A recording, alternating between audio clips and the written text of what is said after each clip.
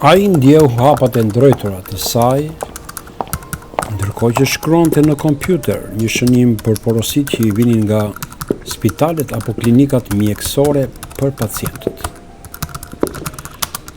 Ajo po qëndronte në heshtje dhe priste reagimin e tij. Ai ishte farmacisti në farmacinë më të afërt me shtëpinë dhe ajo kishte marrë orientimin nga doktori që ilaçet t'i merrte nga kjo farmaci, pasi bëheshin edhe zbritje çmimesh dhe kishte oferta të vazhdueshme. Ai ngriti kokën dhe e pa në sy. Ajo ishte një grua në të 60-tat. Kam ardhur për porosinë e doktorit nga spitali. Zëri i vinte i dobët, me ndërprerje dhe me ngulqime, i cili tregonte shqetësimin dhe ngërçin që e kishte zënë. Ajo ndjente çdo lëvizje dhe fjalë që përhapej në farmacinë e qetë me pak njerëz. Kjo është receta me ilaçe që duhen. Ajo la një letër të madhe me shënime dhe me disa firma e vula mbi tavolinë.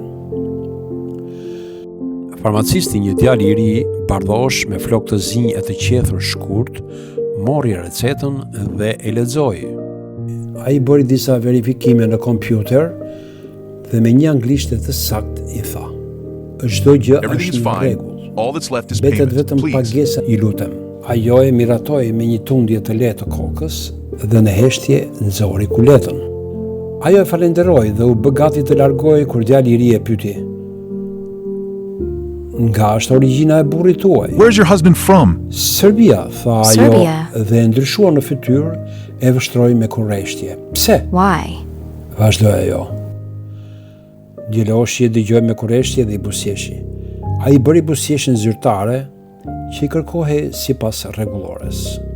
"Kemi 30 vjet që ndodhemi këtu në Shtetet e Bashkuara." "We have been here in the US for 30 years. Erdhëm nga Bosnia e We came from Bosnia and Herzegovina. Ai ishte larguar nga Serbia disa vite para se të While he had left Serbia a few years before meeting me. Djaloshi shikonte fytyrën e zbet dhe të lodhur të saj dhe donte të thoshte diçka, por një telefonat i ndërpreu bisedën. Gruaja e përshëndeti me dorë dhe u largua me hapat ngadalt. Ai ishte